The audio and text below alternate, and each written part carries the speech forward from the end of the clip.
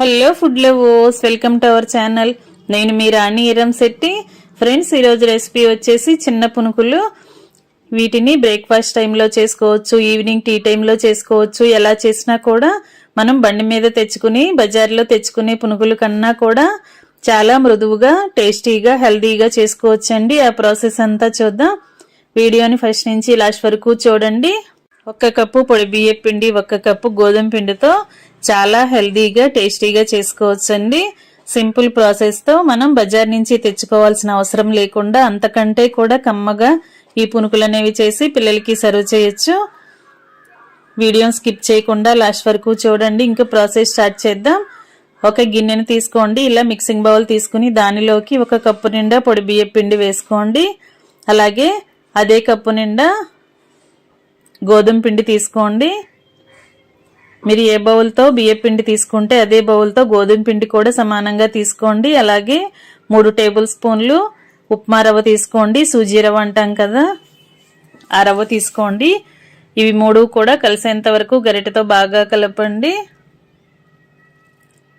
ఇలా బాగా కలిసిన తర్వాత 1/2 కప్పు చిక్కటి పెరుగుని, 1/2 కప్పు చిక్కటి మజ్జిగని వేస్తున్నానండి. మీరు చిక్కటి పెరుగు కప్పు నిండా అయినా తీసుకోవచ్చు, లేదంటే చిక్కటి మజ్జిగని కప్పు నిండా అయినా తీసుకోవచ్చు. ఎలా అయినా తీసుకోండి. నేను 1/2 కప్పు పెరుగు, 1/2 కప్పు మజ్జిగను కలిపి వేశాను. ఇవన్నీ కూడా మజ్జిగలో కలిసేంత వరకు బాగా కలపండి. పిండి అనేది కొంచెం గట్టిగానే ఉంది కదా, మరికొన్ని మజ్జిగని యాడ్ చేద్దాం. బియ్యం పిండి అనేది కొంచెం మజ్జిగను ఎక్కువగా తీసుకుంటుంది. ఇంకొంచెం మజ్జిగని యాడ్ చేసినట్లయితే పిండి అంతా కూడా సాఫ్ట్గా వస్తుంది. వాటర్ కన్నా కూడా ఇలా మనం మజ్జిగతో పిండిని కలుపుకున్నట్లయితే పునుకులు అనేవి లోపల గుల్లగుల్లగా చాలా టేస్టీగా వస్తాయండి. ఫ్రెష్ పెరుగైనా, ఫ్రెష్ మజ్జిగైనా, కొంచెం పుల్లటి పెరుగైనా ఎలా అయినా కూడా తీసుకోండి. పిండి అంతా కూడా ఇలా వేళ్లతో గట్టిగా పిసుకుతున్నట్లుగా కలిపినట్లయితే మనం వేసిన మజ్జిగ అంతా కూడా పిండికి బాగా పడతాయి.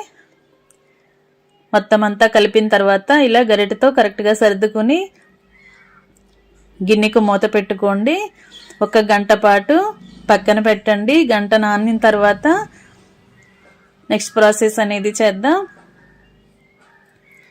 1 గంట తర్వాత పిండిని చూసినట్లయితే మనం చిక్కటి పెరుగుని వేసాం కదా, పిండి అనేది చాలా ఫ్లఫీగా వచ్చిందండి.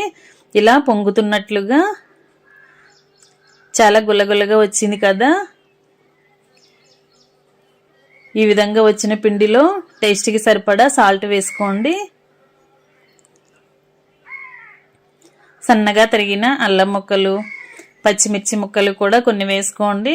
అలాగే సన్నగా తరిగిన కొత్తిమీరని, సన్నగా తరిగిన కరివేపాకుని వేసుకోండి. 1 టీ స్పూన్ జీలకర్రను కూడా వేసుకోండి. ఇప్పుడు మనం వేసిన ఇంగ్రీడియంట్స్ అన్నీ బాగా కలపండి. మనం ముందుగా 1 గంట ముందుగా మాత్రమే పిండిని నానబెట్టి తీసుకున్నాం కాబట్టి వంట సోడా అనేది 1 టీ స్పూన్ వేసుకోండి.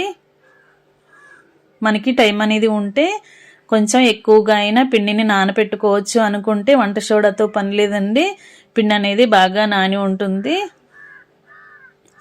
గంట మాత్రమే పిండిని పెట్టుకున్నాం కాబట్టి కొంచెంగా వంట సోడా కూడా వేసుకుని మనం వేసిన ఇంగ్రీడియంట్స్ అన్నీ పిండికి పట్టేంత వరకు బాగా కలపండి. 1 కప్పు నిండా వాటర్ తీసుకుని చేతిని వాటర్లో తడుపుకొని పిండిని బాగా కలిపినట్లయితే పిండి అంతా కూడా చాలా సాఫ్ట్గా వస్తుంది. మైదా పిండి కన్నా కూడా చాలా మృదువైన పునుకులండి. చాలా చాలా టేస్టీగా ఉంటాయి. ఇలా వేళ్లతో పిండిని బాగా 5 నిమిషాల పాటు బీట్ చేయండి. బాగా కలిపినట్లయితే మనం వేసిన ఇంగ్రీడియంట్స్ కానీ, పిండి కానీ మొత్తం అన్నీ కరెక్ట్గా కలుస్తాయి. పునుకులు వేసుకోవటానికి కన్సిస్టెన్సీ అనేది ఈ విధంగా ఉంటే సరిపోతుంది. దీనికి 5 నిమిషాలు మూత పెట్టుకుని పక్కన పెట్టండి. పునుకుల్లోకి చట్నీ చూద్దాం.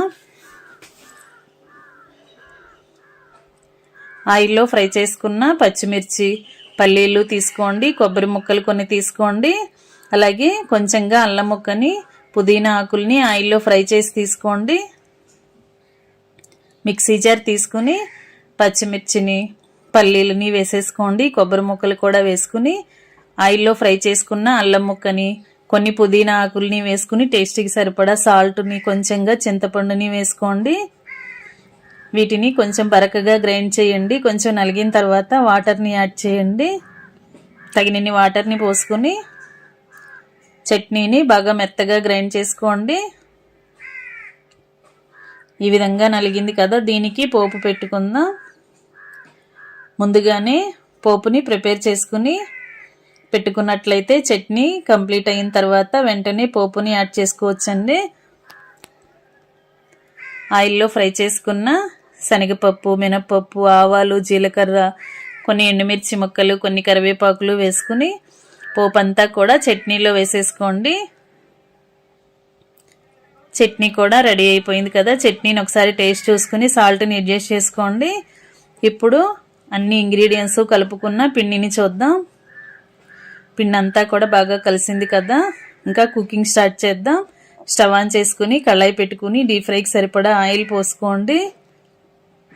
ఆయిల్ కాగిన తర్వాత చేతిని వాటర్లో తడుపుకొని కొంచెం కొంచెంగా పిండిని తీసుకుంటూ ఇలా మనకి కావాల్సిన సైజులో పునుకుల్ని వేసుకోవటమే.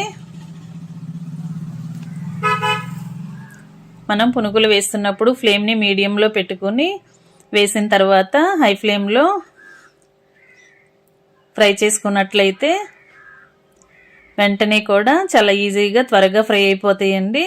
చాలా ఫాస్ట్గా కుకింగ్ అనేది కంప్లీట్ అయిపోతుంది. ఇలా చిన్న పునుకుల్ని వేసుకుని కళాయికి పట్టినన్ని వేసుకుని ఆయిల్కి పట్టినన్ని వేసుకుని గరిటెతో కలుపుకుంటూ డీప్ ఫ్రై చేసుకోండి.